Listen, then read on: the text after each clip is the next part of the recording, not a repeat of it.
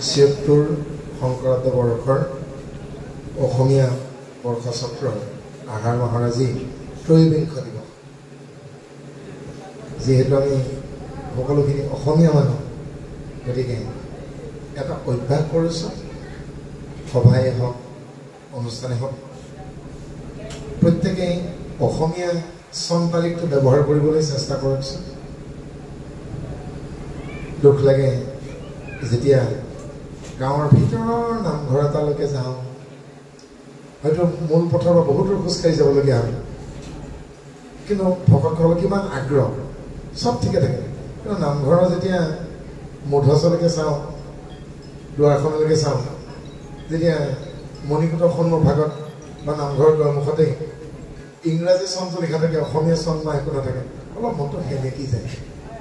যি নহওক, গতিকে আজিৰ তাৰিখত মই এইটোৱে অনুৰোধ কৰিম, লাগে ঘৰুৱা নামঘৰে হওক, প্ৰাথমিকৰে হওক, জিলা পৰ্যায়ৰে হওক, যি পৰ্যায়ৰ নামঘৰ, আমি যদি অসমীয়া, আমাৰ যদি অকণমানো জাতীয়তাবোধ আছে, তেতিয়াহ'লে মই ভাবোঁ কোনোবাই লিখিছে ঠিকে আছে, পাৰিলে আজিৰ পৰা আপোনালোকে কোনোবাই যদি লিখা নাই, অসমীয়া চনটো লিখক, যিদিনাখন প্ৰতিষ্ঠা কৰিছে।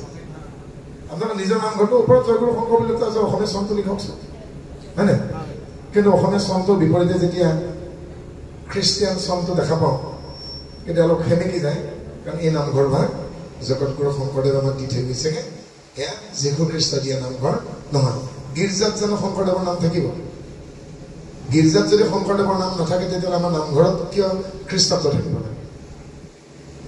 কোনোবাই কওক নকওক, আমি কোৱাটো দৰকাৰ, কাৰণ অসমীয়া আমাৰ জাতীয় ভাষা, আমাৰ নিজস্ব চন আছে, নিজস্ব মাহ আছে। সেইদিনাখন টিভিত কৈ আছে, শুনি দুখ লাগিছে, এইবাৰ শাওণ মাহ কেতিয়া পৰিব আপোনালোকে জানেনে? এইটো কথা হ'লনে? এজনে এডভাৰটাইজ দি আছে, এইবাৰ শাওণ মাহ কেতিয়া পৰিব জানো আহক, তাৰমানে ইংৰাজী চনটো ক'ব জুলাইৰ ইমান তাৰিখৰ পৰা শাওণ মাহ আৰম্ভ কৰিব, লাজ লগা নাই।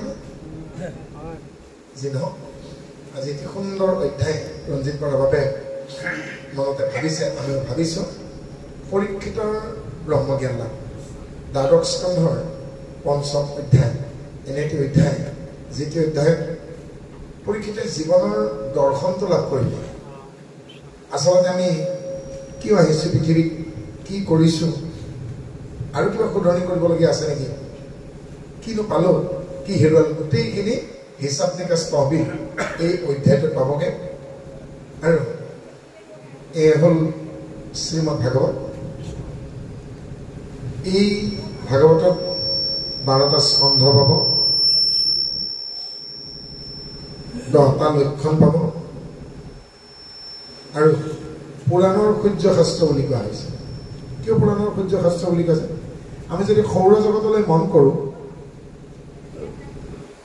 সৌৰজগতৰ প্ৰত্যেকটো গ্ৰহক পোহৰ দি আছে সূৰ্য। ঠিক তেনেকৈ 18খন পুৰাণক প্ৰকাশ কৰিছে ভাগৱতে। 18খন পুৰাণে যিবোৰ বিষয়ত আলোকপাত কৰিব পৰা নাই, সেইবোৰ বিষয়ত শ্ৰীমদ ভাগৱতে আলোকপাত কৰিছে।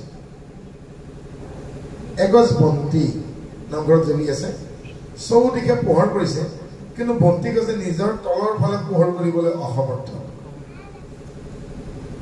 ঠিক তেনেদৰে এই ভাগৱতে পুৰাণে যিসমূহ তত্ত্বক আলোকিত কৰিব পৰা নাই, উদ্ভাসিত কৰিব পৰা নাই, প্ৰকাশিত কৰিব পৰা নাই, সেইসমূহ বিষয়ক শ্ৰীমদ ভাগৱতে চৌদিশে চাৰিওফালৰ পৰা কি কৰিছেগে? প্ৰকাশিত কৰিছেগে, মুখৰিত কৰিছেগে, উদ্ভাসিত কৰিছেগে, অন্ধকাৰখিনি আঁতৰাই দিছে।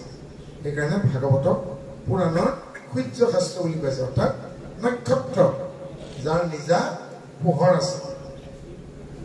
ইয়াত যিসমূহ শব্দৰ ব্যৱহাৰ হৈছে, বাক্যৰ গাঁথনিত যিসমূহ শব্দৰ ব্যৱহাৰ কৰিছে ব্যাসদেৱে মূল সংস্কৃতত, গুৰুজনা শংকৰদেৱক আদি কৰি যিসকল মহান পুৰুষে ভাগৱত অনুবাদ কৰোঁতে যিসমূহ মধুৰ মধুৰ শব্দ ব্যৱহাৰ কৰিছে, এই শব্দৰ শক্তি আছে। এই শব্দৰ শক্তিসমূহে আমাৰ মনৰ অন্ধতা দূৰ কৰিছে আৰু আমাক সেই অন্ধবিশ্বাসসমূহৰ পৰা আঁতৰাই বিজ্ঞানসন্মতভাৱে এই কলি যুগত নৰতনু দেহা লৈ আমি কেনেকৈ আগুৱাই যাম তাৰ সম্পূৰ্ণ বৰ্ণনা আমাৰ ইয়াত আছে বিজ্ঞানসন্মত।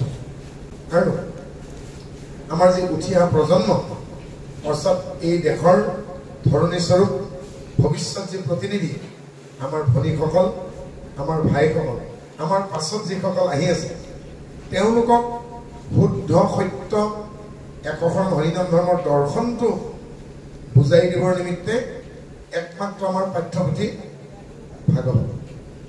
গতিকে বিজ্ঞানসন্মতভাৱে ইয়াৰ সদায় ব্যাখ্যা হ'ব লাগে। বিজ্ঞানসন্মতভাৱে আমি কেনেকৈ তেওঁলোকক গুৰুজনাৰ নীতি আদৰ্শকে আকৰ্ষিত কৰিব পাৰোঁ, সেয়াই আমাৰ পাঠেয় হোৱা উচিত। আৰু ভাগৱতৰ আৰম্ভণিতে সৰু কথা এটা ক'ব বিচাৰিছোঁ। যোৱা এমাহ ধৰি বিতৰ্কিত কিছুমান কথা অসমত চলি আছে। মই ভাবোঁ জগতগুৰু শংকৰদেৱক লৈ কোনো বিতৰ্ক হোৱা অনুচিত। কৃপালুগুৰু শংকৰদেৱ যে আমাৰ পৰম গুৰু, তাত কাৰো কুণ্ঠাবোধ থকা অনুচিত। এইখন গণতান্ত্ৰিক দেশ, কন্যাকুমাৰীৰ পৰা কাশ্মীৰলৈকে, গুজৰাটৰ পৰা অসমলৈকে এইখন ভাৰতবৰ্ষত গুৰু থাকিব পাৰে। শংকৰদেৱৰ আগতো বহুত গুৰু আছিল, কাৰণ খ্ৰীষ্ট দশম শতিকাত এই বৈষ্ণৱ ধৰ্ম আত্মপ্ৰকাশ কৰে। দ্ৰাবিড় দেশত আলোৱাৰসকলে বৈষ্ণৱ ধৰ্ম আৰম্ভ কৰে। ক্ৰমান্বয়ে সেই উজাই আহি আহি আহি আহি অসম পালে। কিন্তু মহাপুৰুষ শংকৰদেৱে বৈষ্ণৱ ধৰ্ম নহয়, কি প্ৰচাৰ কৰিলে? একশৰণ হৰিনাম ধৰ্ম। আজি আমাৰ মাজত থকাহেঁতেন তেওঁৰ আয়ুস 576 বৰ্ষ হ'ল। যি নহওক, আজিৰ তাৰিখত অসমৰ যিকোনো এখন বিশ্ববিদ্যালয়ত অসমীয়া ভাষা সাহিত্যত যদি এই বুলি এটা প্ৰশ্ন আহে, অসমত একশৰণ হৰিনাম ধৰ্ম কোনে প্ৰচাৰ কৰে প্ৰথম, এই প্ৰশ্নটোৰ উত্তৰত কিন্তু মহাপুৰুষ শ্ৰীমন্ত শংকৰদেৱৰ বাহিৰে আৰু কাৰো নাম নাই। শংকৰদেৱৰ পাছত আৰু কিমান গুৰু ওলাই থাকে। হৃদয়ানন্দ, স্বৰূপানন্দ, হোমানন্দ, গিৰিজানন্দ নামবোৰ পাওঁ আমি সংস্কাৰ চেনেলত। আৰু কিমান ওলাই থাকক। কিমান বাবা ওলাইছে আমাৰ আপত্তি নাই। কিন্তু কোনো বাবাৰ নাম, কোনো কিবাহৰ নাম কেতিয়াও নাই। এজন ইছলাম ধৰ্মৰ ছাত্ৰ বা ছাত্ৰী হ'লেও অসমীয়া ভাষা পঢ়ে, এজন খ্ৰীষ্টিয়ান ল'ৰা ছোৱালীও অসমীয়া পঢ়ে, এজন বুদ্ধিষ্ট পঢ়ে, যি ধৰ্মই নহওক। কিন্তু যদি অসমীয়া ভাষা সাহিত্য অধ্যয়ন কৰিবলগীয়া হয়, কাৰণ ভাষা সাহিত্য ধৰ্মৰ ঊৰ্ধত। ভাষা সাহিত্যই এটা ধৰ্মক আদৰি নলয়। অসমীয়া ভাষাত আপুনি বিভিন্ন ধৰণৰ আলোচনা কৰিব পাৰে। সেইকাৰণে কৈছে অসমীয়া ভাষাত যদি প্ৰশ্নটো আহে, একশৰণ হৰিনাম ধৰ্ম কোনে প্ৰতিষ্ঠা কৰে, প্ৰচাৰ কৰে, কেৱল এটা নামেই আহিব, মহাপুৰুষ শংকৰদেৱ। তাত মাধৱদেৱ নাহে, হৰিদেৱ নাহে, দামোদৰ দেৱ নাহে। কোনে প্ৰতিষ্ঠা কৰিছে? কিন্তু শংকৰদেৱ। গতিকে কোনোবাই অত্যুৎসাহী হৈ যদি শংকৰদেৱৰ ঠাইত আৰু বেলেগ গুৰু বুলি কয়, আমাৰ আপত্তি কৰিবলগীয়া একো নাই, কাৰণ গণতান্ত্ৰিক দেশ। গণতান্ত্ৰিক গতিকে এইকাৰণে আমি ক'বলগীয়া হ'ল, দেখিলোঁ যোৱা মাহত বহুত অঘটন ঘটিছে। গতিকে আজিৰ তাৰিখতে যিহেতু আমাৰ এই কথাখিনি গোটেই বিশ্বত প্ৰচাৰ হৈ আছে ইউটিউব চিপেৰে, গতিকে মই এটা অনুৰোধ কৰোঁ, বৰাবৰ আপুনি সাক্ষী থাকিব। মোৰ জ্যেষ্ঠজন জিতেন দত্তবাব আছে, মোৰ কথাত নিশ্চয় একমত হ'ব। মহাপুৰুষ শংকৰদেৱে আৰু যিসকল মহান পুৰুষে এই ভাগৱতখন অনুবাদ কৰিব, লগতে মহাপুৰুষ মাধৱদেৱে নামঘোষা আৰু যিসমূহ ঝুমুৰা লিখে, ভূমি লেটোৱা, ভূষণ হৰণ, ভোজন দেহাৰ, চুৰ ধৰা, পিম্পৰা গুচোৱা, যিকেইখন তেওঁ ঝুমুৰা লিখিলে, ঝুমুৰা বুলি কওঁ।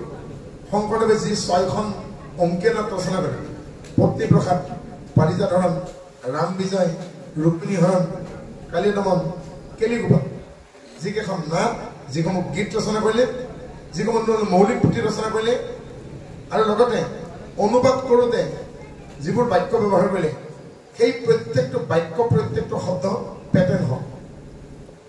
পেটেণ্ট মানে বুজি পাইছেনে আপোনালোকে? ঔষধ আৰু কেতবোৰ বস্তুৰ ক্ষেত্ৰত বিভিন্ন উন্নত দেশে পেটেন্ট কৰে যেনে আফ্ৰিকাত ব্লেক কোট নামৰ এডাল গছক পেটেন্ট কৰা হৈছে সেইডাল আফ্ৰিকাৰ কাৰণে বেলেগ দেশত যদি ৰোপণ কৰে আফ্ৰিকাত টেক্স দিব লাগিব সেনেকুৱা বহুত গছ আছে আমি যদি ইয়াত ৰুওঁ ইংলেণ্ডক বা আমেৰিকাক আমি টেক্স দিব লাগিব পেটেন্ট সেইটো বেলেগে কৰিব নোৱাৰে ঔষধৰ ক্ষেত্ৰতো ঠিক তেনেদৰে আমি মহাপুৰুষ শংকৰদেৱৰ ৰচনাৱলী মহাপুৰুষ মাধৱদেৱৰ ৰচনাৱলী পেটেন্ট কৰিব বিচাৰিছে পেটেন্ট কৰিব বিচাৰিছে পেটেন্ট কৰিলে কি হ'ব মহাপুৰুষ শংকৰদেৱে যি বৰগীত ৰচনা কৰিছে কাইলৈকে এনেকুৱা কৰিবগে কৃষ্ণৰ কিংকৰ শংকৰে কহে তাৰ ঠাইত তেওঁ নিজৰ নামটো সোমাই দিব মইহে লিখিছে আৰু আমাৰ ভৱিষ্যত প্ৰজন্মই ভাবে এইটো শংকৰদেৱে লেখা নাই কোনো বেলেগ দেৱে লিখিছে নাই আৰু আপোনালোকেও নিশ্চয় বিচাৰিছে গুৰুজনাৰ ৰচনাৱলীত হাত দিয়াটো আমি নিবিচাৰো মই কোৱা নাই কোনে কৈছে কৃষ্ণকান্ত সন্দিকৈদেৱে কৈছে মহাপুৰুষে যি ধৰণে লিখিছে তেওঁৰ ৰচনাৱলীৰ ওপৰত কলম নচলালে ভাল মহাপুৰুষৰ ৰচনাৱলীৰ ওপৰত কলম চলাৰ অধিকাৰ নাই বুলি মই কোৱা নাই কৃষ্ণকান্ত সন্দিকৈদেৱে কৈ থৈ গৈছে প্ৰথম স্কন্ধ অষ্টম অধ্যায় ভীষ্ম মুখ্য কথন ধৰ্মিষ্ঠ বলিষ্ঠ ধনুধৰ কিছুনুই কৃষ্ণে যিকে চিন্তে সেইকে সত্য হৈ শংকৰদেৱৰ নিজৰ অনুবাদ সেই বাক্যকো আজি অনলাইনত আপোনালোকে চাব কোনোবাই নিজৰ বুলি কৈছে 550 বছৰ আগতে অনুবাদ কৰোঁতে শংকৰদেৱে ব্যৱহাৰ কৰা বাক্য আজিৰ কোনোবাই ক'লে হ'ব জানো হয়নে গতিকে গুৰুজনৰ বাক্যক চুৰ নকৰি নিজৰ যদি তেওঁলোকৰ বিচাৰ বুদ্ধি আৰু সৃষ্টি শক্তি আছে সৃজনশীলতা আছে আমি সেৱা জনাইছো নিজস্ব বুদ্ধিমতাৰে নিজস্ব মৌলিকতাৰে সাহিত্য সৃষ্টি কৰক তেওঁলোকৰ নিজৰ ভাৱধাৰা বিচাৰ বুদ্ধিৰে তেওঁলোকে ৰচনা কৰক ভকতলৈকে পৰামৰ্শ কৰক আমাৰ আপত্তি একো নাই বৰ্ণৰ ব্যৱহাৰ কৰিবলৈকে আমি আপত্তি কৰা নাই কিন্তু মহাপুৰুষৰ লিখনিক বিকৃত কৰি সমাজত ভ্ৰান্ত ধাৰণাৰ সৃষ্টি কৰি শংকৰদেৱ মাধৱদেৱক ধূলিসাৎ কৰিব বিচাৰে শংকৰদেৱক গুৰুৰ আসনৰ পৰা নমাই দিব বিচাৰে মহাপুৰুষ মাধৱদেৱক মহাপুৰুষ বুলি স্বীকাৰ নকৰা কাৰ্যক আমি কেতিয়াও সমৰ্থন কৰিব নোৱাৰো প্ৰয়োজন হলে আমি ৰাজপথলৈ আহিব বাধ্য হ'ম আমি বিচাৰিছো মহাপুৰুষ শংকৰদেৱৰ ৰচনাৱলী মহাপুৰুষ মাধৱদেৱৰ ৰচনাৱলী সংৰক্ষিত হওক কোনোবাই যদি ইয়াত হাত দিব খোজে গৱেষণা কৰিব বিচাৰে গুৱাহাটী বিশ্ববিদ্যালয় তেজপুৰ বিশ্ববিদ্যালয় দিছপুৰ বিশ্ববিদ্যালয় শংকৰদেৱ বিশ্ববিদ্যালয় এই বিশ্ববিদ্যালয়সমূহে ইয়াৰ স্বত্ব লাভ কৰক তেওঁলোকৰ অনুমতি নোহোৱাকৈ ইয়াত হাত দিব নোৱাৰিব নহ'লে শংকৰদেৱ কলাক্ষেত্ৰক দায়িত্ব দিয়া হওক শংকৰদেৱৰ ৰচনাৱলী তেওঁলোকৰ সংৰক্ষণত থাকিব কপিৰাইট মাধৱদেৱৰ ৰচনাৱলী সংৰক্ষণৰ কাৰণে মাধৱদেৱ কলাক্ষেত্ৰক দায়িত্ব দিয়া হওক এনেকৈ যদি ভগাই দিয়া হয় এইখিনি সংৰক্ষিত হৈ থাকিব নহ'লে কিন্তু আমাৰ উঠি অহা প্ৰজন্মই বিকৃত ৰূপত মহাপুৰুষৰ ৰচনাৱলী বেলেগৰ বুলি ভাবিব কাৰণ মহাপুৰুষ শংকৰদেৱক আৰু মহাপুৰুষ মাধৱদেৱক যদি নস্যাৎ কৰিব কোনো শক্তি বিচাৰে আমি কিন্তু শান্তিত থাকিব নোৱাৰিম আমাৰ আত্মাই কষ্ট পাব গতিকে আমি শ্ৰীমন্ত শংকৰদেৱ সংঘই অহুপুৰুষাৰ্থ কৰি অৰ্থশ্ৰম পথশ্ৰম সমস্তখিনি কায়িক শ্ৰম বাক্যশ্ৰম কৰি এই যে আমি প্ৰকাশ কৰি আছো ইয়াত গুৰুজনৰ বাক্য কিন্তু আমি বিকৃত কৰিব খোজা নাই সাঁচিপতীয়া পুথিত যেনেদৰে আছে পাঠ সমীক্ষা কৰি তাত প্ৰকাশ কৰা হৈছে কেতিয়াবা বেলেগ বেলেগ শব্দ থাকিলেও পাঠান্তৰ দিয়া হয় অমুক অমুক আছে মই এইকাৰণে এইখিনি কথা ক'বলগীয়া হ'ল কাৰণ যোৱা এমাহ আমি বৰ অশান্তিত আছো অশান্তিত আছো শ্ৰীমদ ভাগৱত শ্ৰী হ'ল মই আৰু দহলেটি প্ৰত্যয় মতুক প্ৰত্যয় বুলি কয় ভাগৱত শব্দটোত আখৰ কেইটা আছে আপোনালোকে চাওক 4.5টা আখৰ আছে ভটাকাৰে ভা গ ৱাপ দন্ত্য ভা হ'ল ভাৱনা চিন্তা গ মানে হ'ল গতিলাভ ৱাপ মানে হ'ল ভকত বৈষ্ণৱৰ সংগ ত মানে হ'ল তত্ত্ব জীৱনৰ দৰ্শন এটা বাক্যত যদি আমি ক'ব বিচাৰো ভাৱনা চিন্তা সত্য শুদ্ধ হলে এজন ব্যক্তিয়ে নিজৰ বিচাৰ বুদ্ধি বুদ্ধিমতাৰ ওপৰত ভিত্তি কৰি যেতিয়া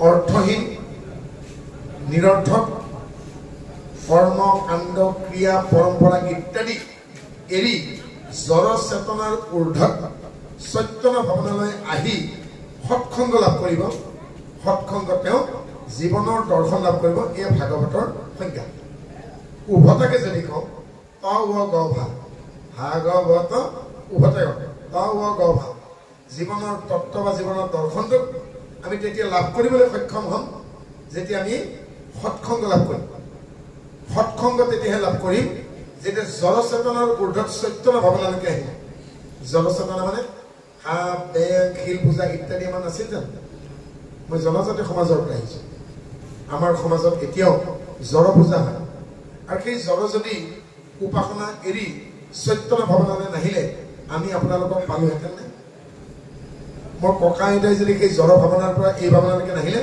ময়ো নাহিলোহেঁতেন গতিকে জীৱনৰ দৰ্শন তেতিয়া লাভ কৰিব যেতিয়া সৎসংগ পাব সৎসংগ তেতিয়াহে পাব যেতিয়া নিৰৰ্থক অনৰ্থক ক্ৰিয়া কাণ্ড কৰ্ম কাণ্ড পৰম্পৰা ইত্যাদি যিবোৰ নিৰৰ্থক এই যুগ সাপেক্ষে অনৰ্থক অপ্ৰয়োজনীয় এৰিব পাৰিব ত্যাগ কৰিব পাৰিব তেতিয়া আপোনালোকে জড় চেতনাৰ পৰা চৈতন্য ভাৱনাকে উন্নতি লাভ কৰিব কেতিয়া পাৰিব যেতিয়া মনত ক্ষুদ্ৰ বিশ্বাস ভাগৱত তৱ গভ ইয়াৰ পিছত বাপজনে তাতক মই ধৰি মহামন্ত্ৰ